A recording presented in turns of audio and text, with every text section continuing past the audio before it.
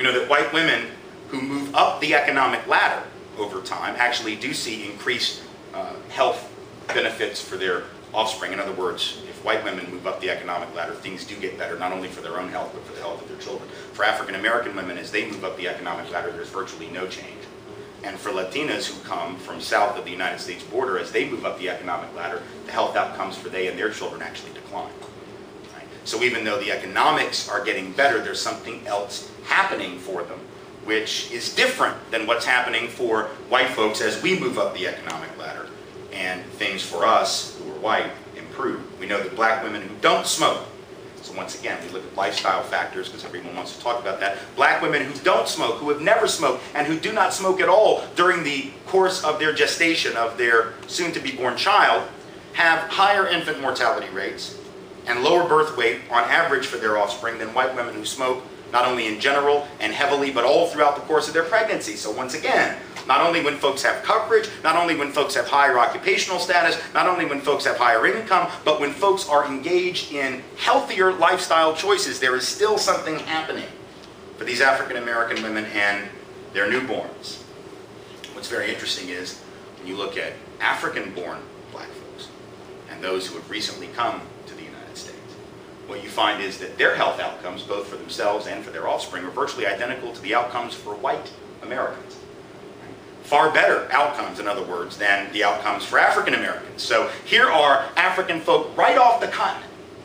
So that if there were biological and genetic reasons why black folks were so unhealthy in this country, we'd see it in that population, because that's a population considerably less mixed, quote unquote, historically, going back several generations. They are as black as anyone in the country, and yet they are not manifesting the same health conditions, the same maladies, the same rates of illness as African Americans. They are in fact manifesting those illnesses and those diseases and those health problems at the same rate as white folks in the United States. But after one generation, only one generation in the United States, African immigrant health status has declined to the same level as African Americans who've been in the country ongoing for generations. Something is happening between the time people are getting here and one generation later to cause that difference. In fact, what's interesting is black immigrants who come from majority black countries, not just in Africa, this would also mean Caribbean nations, etc., but any black folks who come to the United States from majority black nations, when they come, almost always manifest health outcomes that are identical to or very near the white American average. But after a generation, not only in the case of the women and their offspring, but black folks generally who've come from majority black places to this place, their health status has declined to the status of African Americans. We know that according to huge national study that was written up in the American Journal of Public Health back in 1996, and this has been out for 14 years, and yet it hasn't even entered our debate about healthcare. No one is talking about it. No one recognizes it. The results of that study, again, it was this huge longitudinal national survey of black and white males in particular, found that the impact of experiences with racial discrimination on blood pressure levels for African American men was equal to the impact of smoking, equal to the impact of insufficient exercise, equal to the impact of eating a high-fat, high-sodium diet. Experiences with discrimination on the part of those men, equal to those things, all of which we've defined as public health problems. Smoking, a public health problem.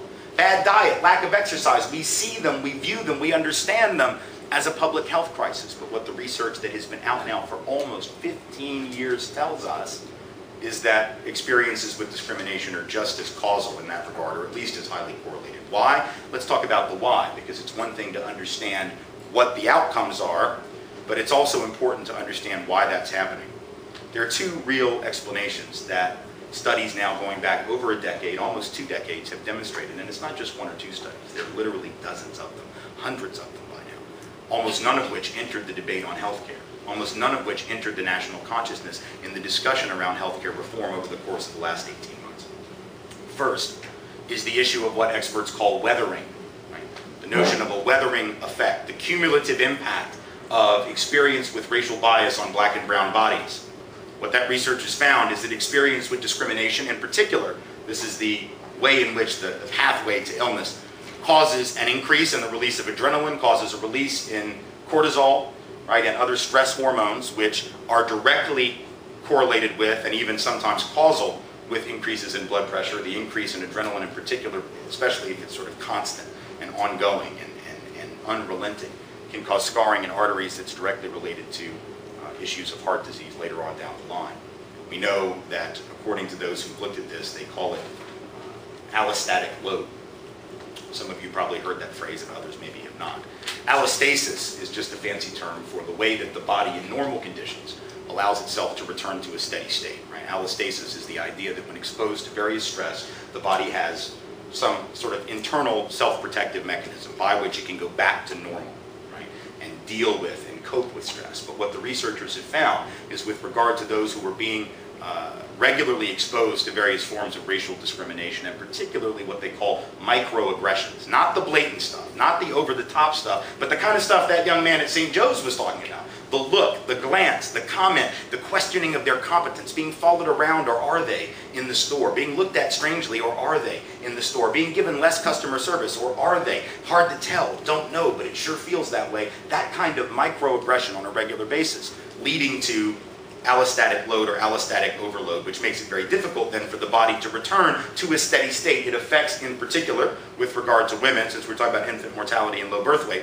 it affects the endocrine milieu in which the placenta either forms correctly and attaches correctly and develops correctly, or doesn't. So that is the pathway through which the infant mortality, the lower birth weight, happens when exposed to stress, when those women during pregnancy and even before pregnancy, but certainly during pregnancy, are affected to those types of stressors, which make it more difficult for the body to return to a steady state. We know that when measurements of allostatic load have been taken between people of color and white folks, for example, so we look at the cortisol levels, we look at the adrenaline levels, we look at the levels of other stress hormones that all can be gauged in the body, they can all be scientifically studied. We find that poor white folks actually have lower markers of allostatic loading than affluent African Americans. So you can take white folks who were at the bottom of the economic barrel, and their levels of those various markers for allostatic overload will be better, right, than the markers for African American folks who were at the upper end of the income spectrum. Research at the CDC has found, for example, that African Americans, when they sleep, are not having their blood pressure drop the way that white folks' blood pressure drops when we sleep. People sleep, the idea is your body is relaxing, your blood pressure is, at least in theory, supposed to drop. That's the physiology of it. But among African Americans who are being studied, it's not dropping the same way. Something is happening. The cardiovascular engine being gunned constantly, over and over again. And even when poverty is not in the picture, even when economic deprivation is not in the picture, even when lifestyle is healthy, when diet is healthy, when smoking and drinking are not evident, that is what is happening for African American folks. And again, I want to emphasize the importance of microaggressions here as opposed to macroaggressions. One of the reasons that these disparities are in some ways taking off now, and even bigger, I mean, cancer rate disparities, for instance, are greater now than they were in the 1950s between white and black folks, right? So even though the overall health of both whites and blacks has gotten better since the 50s, make no mistake, right? The overall health of Latinos and Asians, and I mean, anyone in the country, the health generally is better than it was 50 or 100 years ago, but the disparities, the gaps between different groups have actually grown. And you might think, well, now how is that possible? In the 1950s and in years before that, when the system was such a formal apartheid system, a formal white supremacist system, blatant racism all around, wouldn't it be worse then? And that's why microaggressions are so important, because what the research says is that, in fact, in the face of macroaggression, in the face of obvious and blatant racism, the body actually can cope with that better, right? May seem strange, may seem counterintuitive, but if you think about it, it makes sense. Why? Because if you're dealing with overt bias,